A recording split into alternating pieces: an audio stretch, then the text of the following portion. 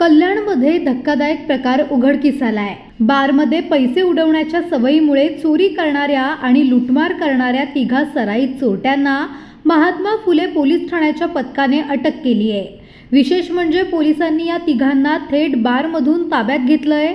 कल्याणमधील रामबाग परिसरात एका नामांकित हॉटेल चालकाच्या गळ्यातील महागडी सोन्याची चैन हिसकावून 3 चोरटे फरार झाले होते। ही संपूर्ण घटना परिसरातील सीसीटीव्ही कॅमेऱ्यात कैद झाली होती।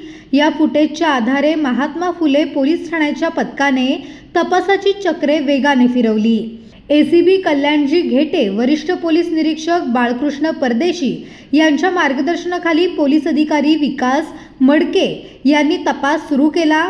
तपासादरम्यान आरोपी मुंबईतील गोवंडी परिसरात असल्याची माहिती मिळाल्यानंतर पोलिसांनी सापळा रचला। पोलिसांनी एका बारमध्ये धाड टाकत दिलनवाज अन्सारी, रिजवान खान आणि शाहरुख शेख या तिघांना ताब्यात घेतले।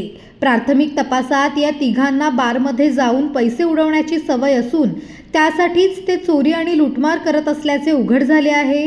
दरम्यान या आरोपींनी आतापर्यंत आणखी किती गुन्हे केले आहेत याचा सखोल तपास पोलीस करत आहेत। महात्मा फुले पोलीस स्टेशन कल्याण यांच्या हद्दीमध्ये नोव्हेंबर महिन्यात 2025ला एक चेन स्नॅचिंगचा गुन्हा दाखल झाला होता।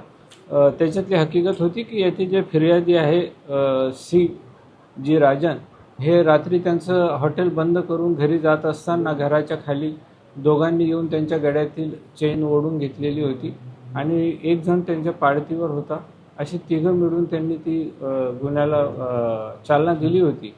आम्ही महात्मा फुले पोलीस स्टेशनचे वरिष्ठ पोलीस निरीक्षक श्री परदेशी साहेब आणि त्यांचे गुन्हे प्रकटीकरण पथकाचे अधिकारी PSI मडके आणि त्यांच्या टीमनी या गुन्ह्याचा छडा लावलेला आहे आणि यांनी मुंबऱ्यापर्यंत सर्व CCTVची पाहणी केली आणि त्याच्यात तांत्रिक तपासामधून हे आरोपी त्यांनी मुंबईच्या असल्याचे निष्पन्न केले आणि त्या आरोपींना या गुन्ह्यामध्ये अटक करण्यात आली, मान्य न्यायालयात हजर केले आणि जवळपास त्यांच्याकडनं 6,76,000 वजनाचा मुद्देमालसुद्धा हस्तगत करण्यात आलेला आहे।